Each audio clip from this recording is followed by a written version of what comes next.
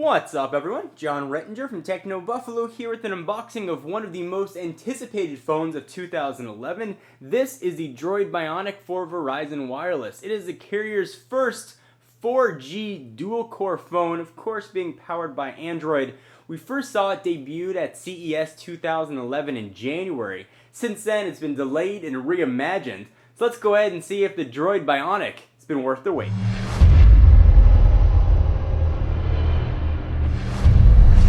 Alright, so the packaging looks very similar to the other Droid lines of phone with the gray sleeve on top and that creepy eye sort of peering through. Go ahead and pull off the sleeve here, run through all the specs and all that goodness in just a minute. There is the aforementioned creepy eye, Droid Bionic. Gray box, gray box, gray box. Alright, let's go ahead and pull the top off in unboxing striptease style. See just a little bit, put it back. If you want to see the whole thing, it's going to be an extra $20 and you have to go to a different room. Just kidding. Alright, so here is, upside down, the Droid Bionic. Let's go ahead and pull this guy out of the box. See what else we're going to get here and run through all the specs and that goodness. 4G SIM card. This is LTE. LTE is a GSM-based technologies, so it's going to need a SIM card. Let's go ahead and see if they put it in here. Usually, yep, it is already in the phone. In addition to these accessories, you can get a ton of other stuff. You can get laptop docks and all kinds of other goodness. We've got the port that plugs into the wall with the USB port on the side. There is the cord that's going to plug into that. It charges via micro USB and a manual. That's about it. So pretty standard. Not any headphones in there. Go ahead and push this stuff off to the side. Go ahead and peel off the plastic. Whoosh. Oh, I left a piece behind.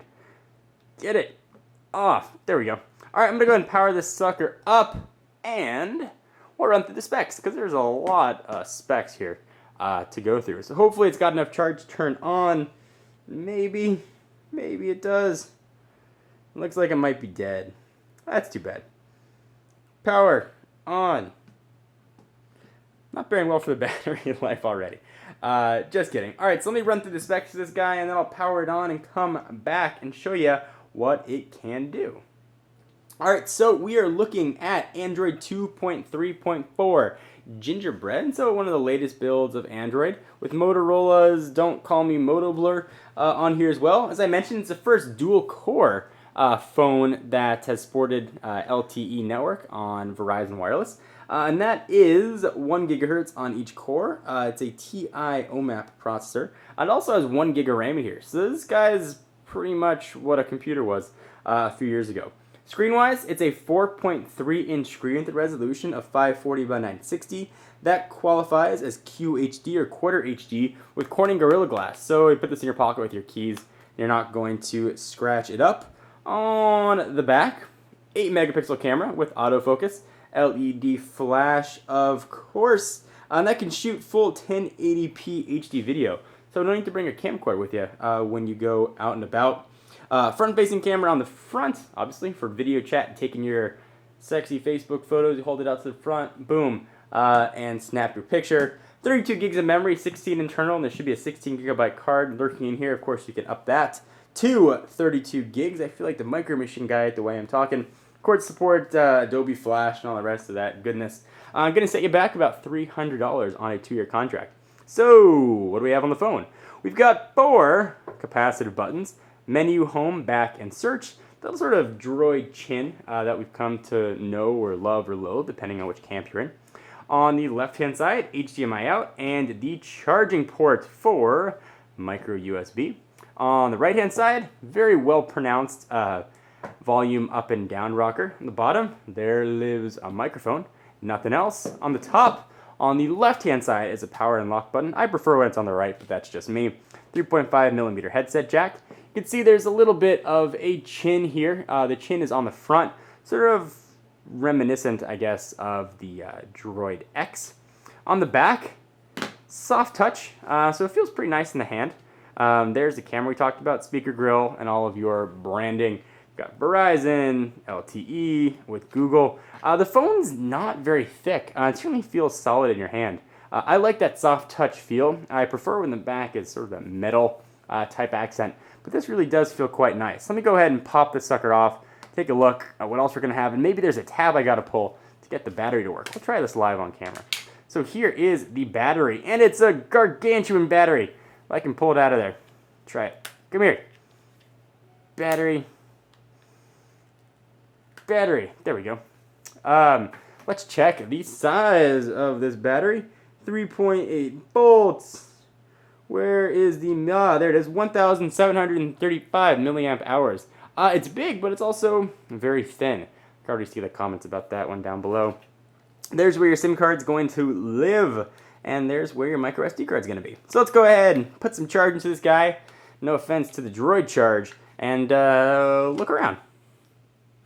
Alright, so we are plugged in and quasi-juiced up here. This is what your Droid Bionic is going to look like.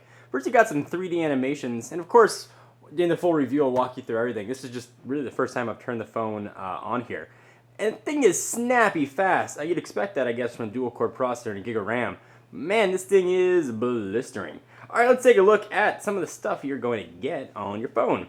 So here are the apps that you're going to get. They are side-scrolling apps. So you've got a lot of custom Motorola ones, and of course the standard stuff that you get with Android, and some Verizon business here, VCast, and some more VCast stuff.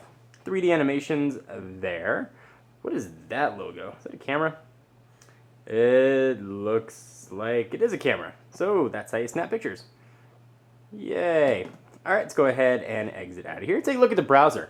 For me, the browser is what matters most. App loading time and all that stuff I can handle as long as the browser is going to be decent speeds. So let's go ahead and take a look at the browser. And here we've got, hey, check a look at that. Check a look at that. Take a look at that. Techno Buffalo's new mobile version. And the thing is just about as fast as you'd expect. I mean, this just goes. I didn't see a checkerboard pattern at all. This thing is a speedy looking phone. So, of course, it's a very unscientific test. Just first impressions. Again, during the full review and hands-on, I'll walk through everything. I'll run benchmarks, and I'll run different tests, and I'll show flash, and the rest of that business here. This is kind of a neat little add-on I saw. It's for your contacts. So, add favorite contacts. If you pull it down, it's going to pull down a whole bunch of contacts. You can go pick who you want to dial. So instead of taking up a whole home screen with row after row, it sort of pulls all that down for you to do it. A really neat addition that Motorola added on here. Let's take a look at some of the Droid backgrounds. It's always kind of fun to see when Motorola puts on their Droid phones. Take a look at live wallpaper, see if there's anything new. I don't know why I care about this, but I always do. So the standard ones, and then there's the Droid Bionic one, which I think was the one we had loaded there. Let's go ahead and set that and see if the eye is going to creep us out, or creep me out. And yep, I feel like it's judging me.